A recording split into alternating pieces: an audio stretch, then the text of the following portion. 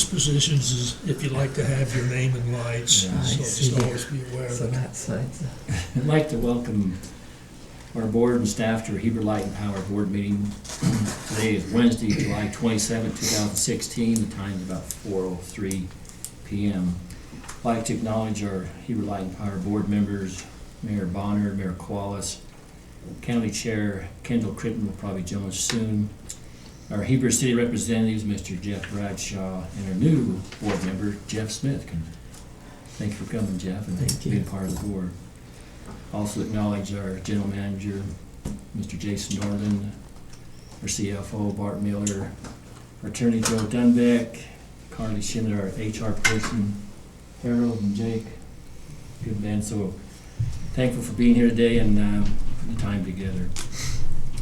What we have on our agenda today, we have a consent agenda, which is our board minutes for December 16, 2015, and our financial statements for December 2015, and the warrants for December 2015. If there's no any modifications or changes, I'd look for a motion to approve the consent agenda items. I'll make the motion, we approve the consent agenda items as listed. Mr. Bradshaw makes a motion to approve the consent agenda items. I'll second it. Second by Mayor Bonner. Any discussion on the motion as stated? All those in favor say aye. Aye. Any opposed? Motion carries. Consent agenda items are approved. We have on our packets Resolution 2016-01. I like that, 01, first one for the year. It's a resolution talking about their dividends will go out to the cities. It's been already budgeted in our annual budget to provide those income. This is a quarterly for for December from last year's. Yeah. Okay. It'll be last year's quarterly in December. Fourth quarter. It'd be the fourth quarter of 2015. 2015. Okay. Does any other board members have any questions or thoughts? I'd like to make the motion that we approve the distribution to members from the distributable income for quarter 4 of 2015. I have a motion by Mayor Qualis to approve fourth quarter 2015 distribution of the income for Heber Light and Power to the cities and owners. I'll second it. Second by Mayor Bonner. Any discussion on the motion? All those in favor say aye. Aye. Motion is approved. We have also Resolution 2016-02, which is a resolution that allows Heber Light and Power, they're not going to charge the municipalities or the county for any energy charges for streetlights. Is that, Bart, is there any more clarification on that you would like to present? Just the amount. We've calculated the amount to be $79,717.33.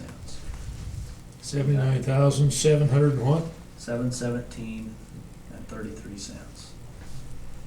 So that includes an amount for Heber City, an amount for Midway City, an amount for Charleston, and an amount for the county. This will be for the 2015? Yes, it's Okay. for the streetlights that were, well, it's just been board practice in years past to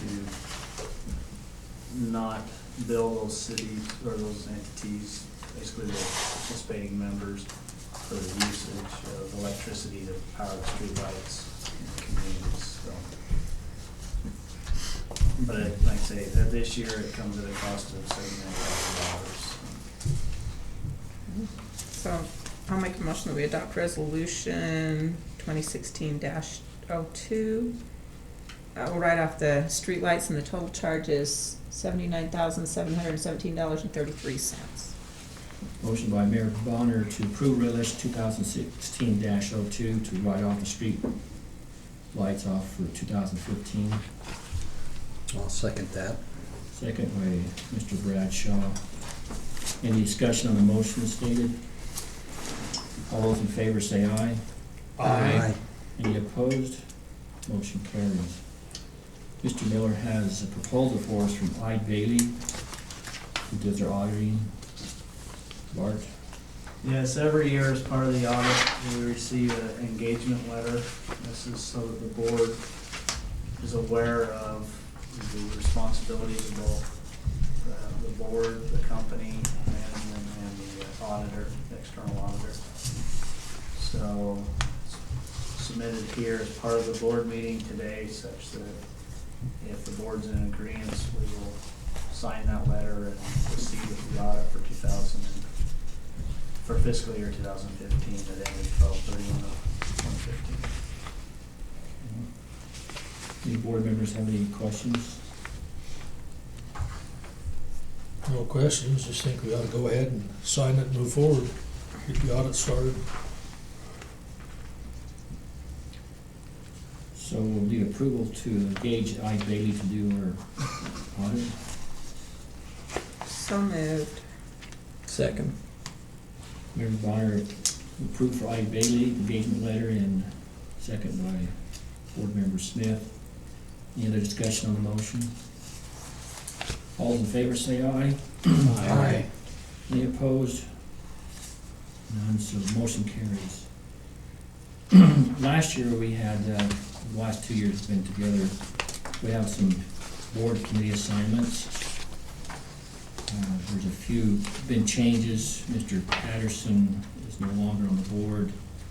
Steve Caption hasn't been able to attend on the audit committee, at least Jeff Bradshaw, Bob Qualos, and Colleen Bonner. Anybody want to make any changes on your board assignments? Are you happy where you're at? I'm happy where I'm at. I'm fine.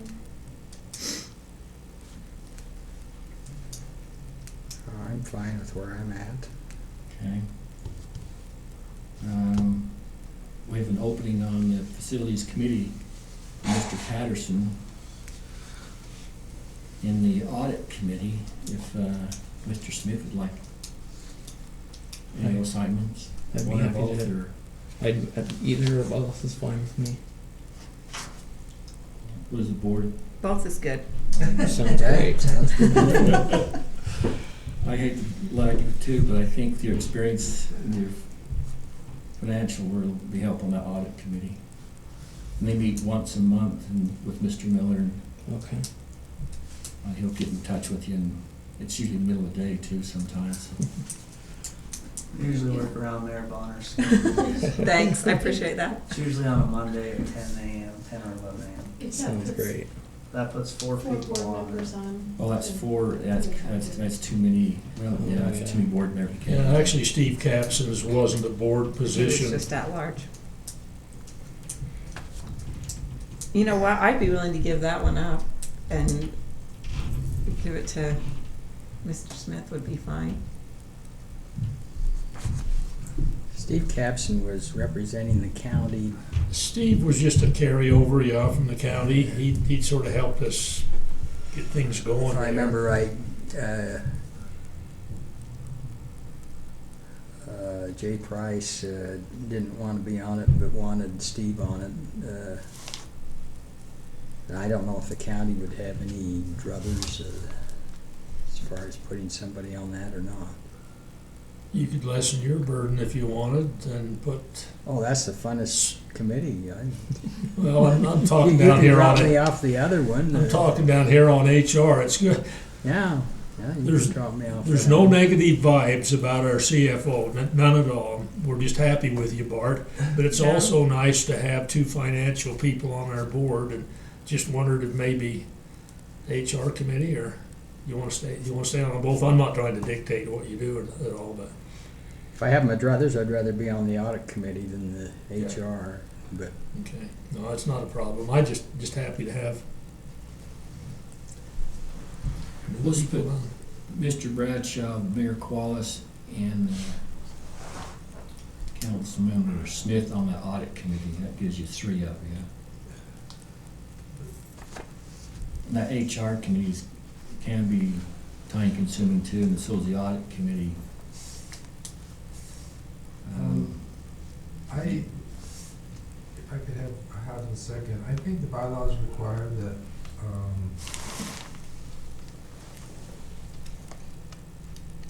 I've got it here now.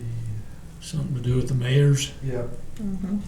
so we have to have one mayor, or one member from each of the member entities. So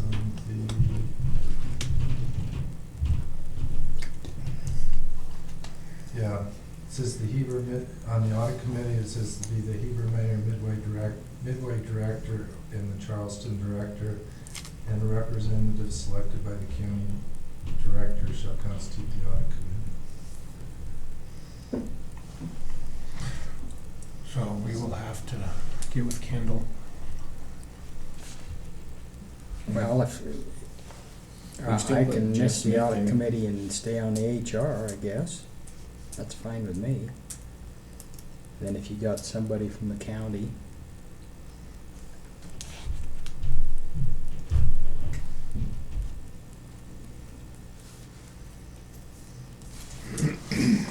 We can have 4 board members, it just would constitute a public meeting. yeah, I Don't understand. go there. Don't wanna do that. Is there any suggestions on the audit committee? Leave Bob and Jeff Smith there, and maybe Jeff Bradshaw, On the and get the HR. county to get somebody, put somebody filling besides Kendall. You need to have somebody from Midway though, don't you? On the audit committee? Yeah. Yeah, me, I would stay. And I'll Bob. drop off and be on the HR committee, and then the county can come up with somebody, For the audit committee. yeah. Okay. So it'll be Jeff Smith, Bob, myself, and then somebody from the county. I mean, the bylaws can be amended easily. It's not a statutory requirement, but for right now it is, but it can be amended. We didn't use county rep last year then, did we? He I came don't to think one. Steve Cat showed up more. Yeah, than that was probably the one and only, wasn't it? Yeah. After- Yeah, and it was the one just following the audit, so. Kendall works during the day, so I'm And then not sure put- he could. Jeff Smith on this facilities in Robert's Place as well, maybe? No? Okay, so let's go back to the audit committee. So who do we have in there? We have county representative, Mayor Bonner, Mayor Qualis. No, we don't have a county representative. We need to get a county representative there, but that's the spot then between Jeff Bradshaw and Jeff Smith for the other position. Flip a For the coin. facilities, On the No, on audit. the audit committee, On you the two can audit. flip a coin and see who. I'll let him be on it. Thanks, Jeff. So you have Jeff Smith, Mayor Qualis, Mayor Bonner, and the county representative will be on the audit committee. And then on the HR committee, Mayor Qualis will go down on for Jeff Bradshaw's place. Jeff's No, gonna be Jeff's- moved out if I do that. No, I think Jeff was gonna stay on the. Jeff would stay on there, I'll Jim stay would on fit the in HR. than you, We'll keep the HR committee as is. Yeah, and then Mayor Bonner, myself, and Jeff Smith for Oh, facilities. That's not a regular meeting anyway, so. It yeah. hasn't been. HR has only been when Carly decides to shake things up. We have meetings. Hey, I'm happy to wherever it works Yeah, good, just put me wherever I'm good. not a problem. We can reach out to Steve Capson too, if you wanna keep him on the list. He mentioned he was still interested in. We did.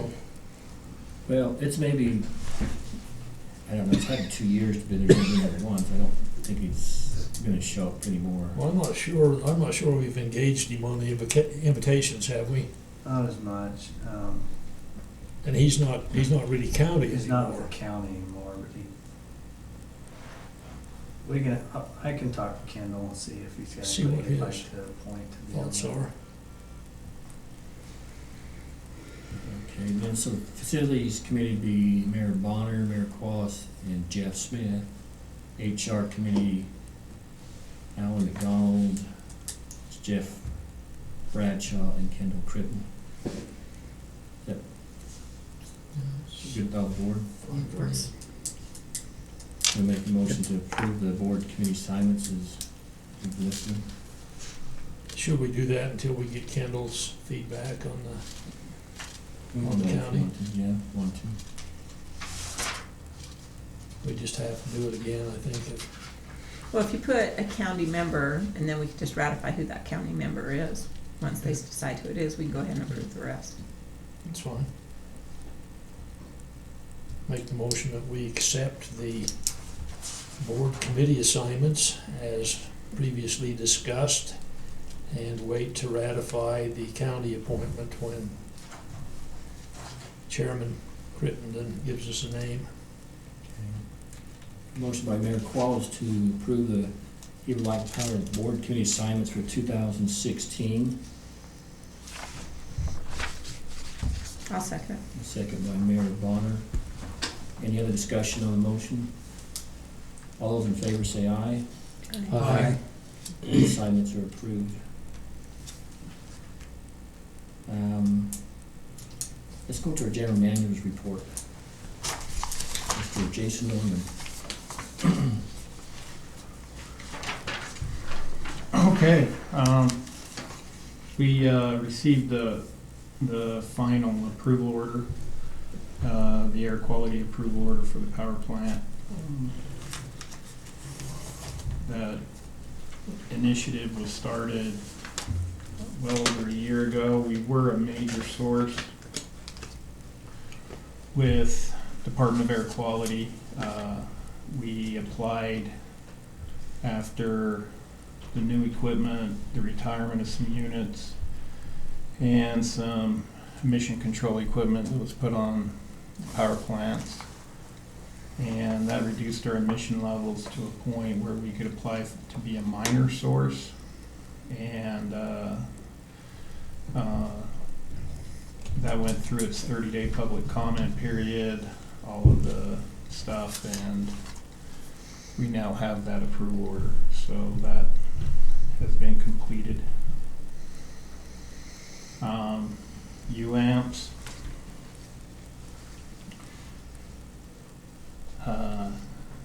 One of the things that they changed in the carbon-free power project was kind of the way that they have delegated our entitlement shares, and they've actually associated it to a megawatt of energy from the 600 megawatt facility.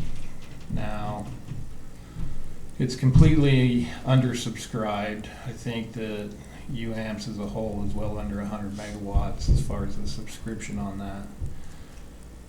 It didn't change the cost or the entitlement share portion of Heber Light and Power's position in that project. But what it did do is assign megawatts. And so we had initially subscribed for 10 megawatts, and that set our entitlement share. And so now, as far as our site ownership position, that has been moved to 32 megawatts. Now, we've known all along that within our site ownership position that there was plenty of room to get more subscribers into that project. Now they've just pretty much defined what each member's entitlement share is, and now we have the ability to sell those megawatts so that the plant can get fully subscribed to its 600 megawatts, and UAMPS has the clear direction of how many megawatts are available for market. My recommendation would be is to allow them to go out and try to market those excess megawatts. Our extras, Mm-hmm. yeah, they take the responsibility for marketing. Mm-hmm. So the difference between 10 and 32 is what they're gonna be trying to market. Yep. So we totally subscribe, and they don't have a problem with trying to market the 400 something probably megawatts that are unsubscribed. It's the only way to make the project viable financially. Who So- figures the value? Is it the values are like they were before for orphan shares? Or is it, Yeah, I mean, the way it's written up is we sign a document, or I will sign a document that says go out and market these 22 megawatts. If they're successful and able to do that, then as those new members come in, then they will pay the true up so that the entitlement shares are being paid for socially. So nobody's coming in for like a discounted rate.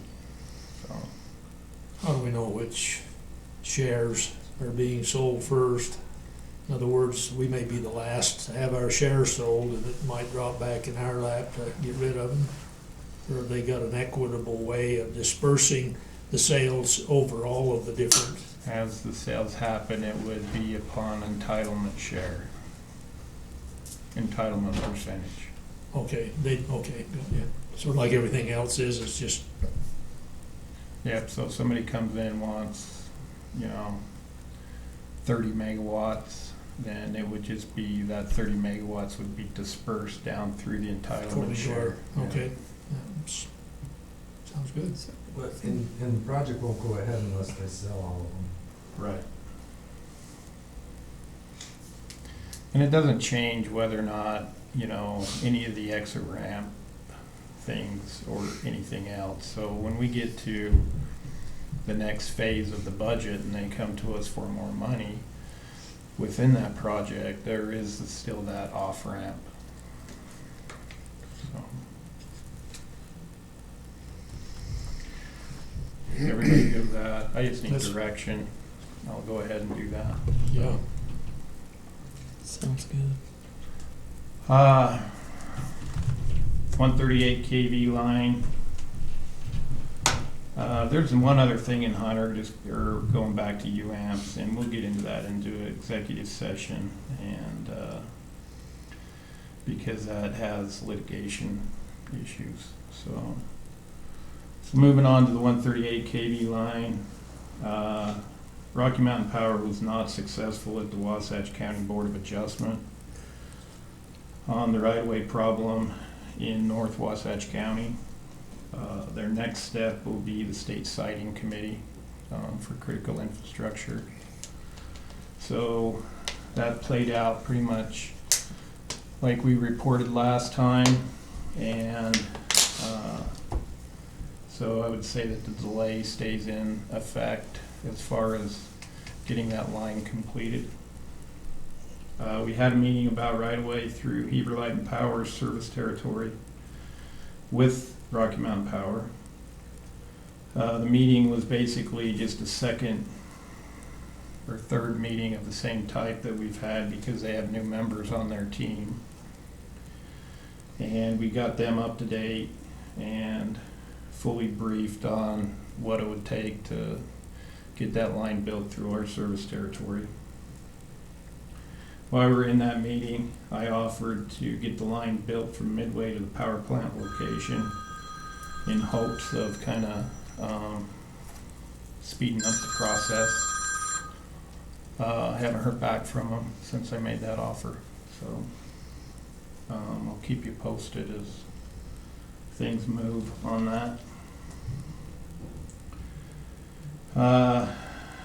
Staff has been, moving on to the next topic, staff has been reviewing net metering and renewable energy rates. Staff is going to be recommending to you to get a general service renewable energy rate in place.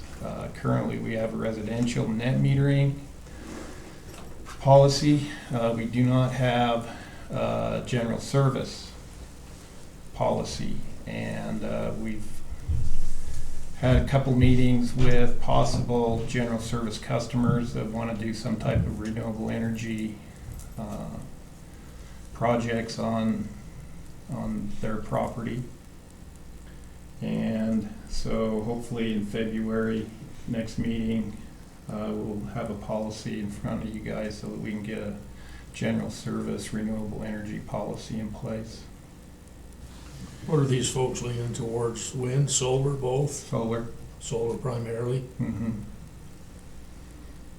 Yeah, the one group is, I think some of you may have went to the meeting, it's a community action group. You know, they're mostly working with residential people trying to get some stuff going, but they also had some small commercial that was interested. I reported to them that we did not have a general service rate. We'd have to handle them one at a time. But I think it's time we just get a general service renewable energy policy in place so that we don't have to take these one at a time in each board meeting. You've been studying it. How far away are we?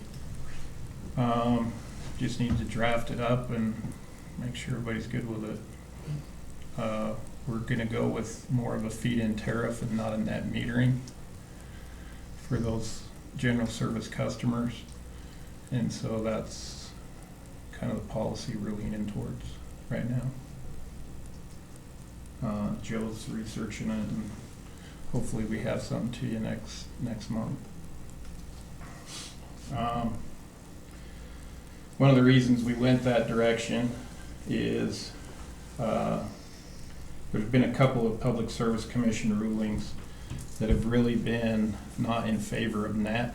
Those were the Nevada Public Service Commission came down on net metering, and California also adjusted the way the California utilities can do net metering. So we feel like the regulators out there are moving away from net and more towards a different way of taking care of these customers. Does this leave our residential customers at risk of change in the future then, or is this a good time to include them in that? I think because that rate's been set for so long, I think that when we do the next cost of service study and rate study, we will really focus in on them, make sure that that's right, that there's not any way that other customers are subsidizing our current net metering policy. And then we're also going to fire off a system study to see what kind of saturation levels we can actually handle out there of solar and renewable energy on our system. Because there's also the engineering component as we get more and more of these customers out there. You know, each circuit will only be able to handle so much distributed generation on it. So Basically return what we're able to put out, right? As it exists, we've got capacity to put so many kilowatts out on the line, and we can't receive more than that Yeah. many. I mean, I hate to oversimplify it, but You have You know. to, for me. you gotta have load in order to be able to generate. Sure. And so if you've got too much saturation limit, then you can run into some voltage and frequency problems if you have too much generation and not enough load on certain pieces of equipment. Oh, okay, not necessarily lines, but other related portions of the system. As far as staffing, in the budget, we have a position that we've designated as a blue state position that we feel we're going to be in need of in 2016. And we will be opening that position shortly. Also, we still have an opening for a substation tech position after Daniel Whitelock left, and so we will be also opening a position for a journeyman substation tech to backfill the loss of that employee. Is your blue stake full-time? Blue Stake will be full-time. And we're just going over job description now, making sure that we craft job description so that it's taking care of all the duties we want that person to do. But probably a good 80% of their time will be just blue staking. We're currently double duty on Blue Stake and vehicle maintenance, and I don't know what else. And what we're gonna do with the fellow that's been doing that, is he gonna take more responsibility or spend more time on what's left? He's gonna be moved into the responsibilities that he's doing other than blue staking, which is currently mapping, planning, and fleet maintenance.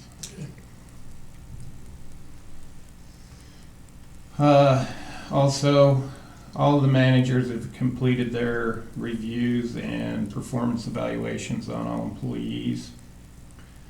And they've also completed goal and performance metrics for them for 2016. So I've reviewed them. They all look pretty good. And I think that we've got, some real challenges out there, and we've focused our employees on meeting them. So this next year. And I also wanted to thank everybody for coming out to the winter party. I think it was well received by the employees, and they were very grateful. So Good night. that's my report. Any questions? No, thanks, Jason. Harold or Jake, you maybe got the short time? Unless you have questions for us. The only thing I have, I brought a camera with me. We're making some new security cards for all the employees. Right now, we've got little tokens or little wallet devices, but we're having a card made with our picture, and there's our logo, and then some emergency information on the actual card. So after the meeting, if you could, I'd like to just snap a picture of you so we can have one made for you guys as well. Oh, scary. Want us to look our best so you catch us as we are. You don't have to worry about it. I've seen the pictures from. Mike shot. You're good. There's an item I'd like to bring up with the board right now. For me, it's not on the agenda, but during the last Heber City Council meeting, Councilmember Frankel made to me some serious accusations about the Heber Light and Power Board members, and kind of questioned our integrity and honesty of the board as a whole, which either leads to me she's trying to mislead the public, or she's reading false information off the internet. And either way, the situation, I think, needs to be addressed by the board. So false and misleading information doesn't go any further with the public, and to correct maybe Councilman Frankel's statements and accusations about the Heber Light and Power Board. I couldn't speak for all the board members, but I tried to answer some of her questions she was presented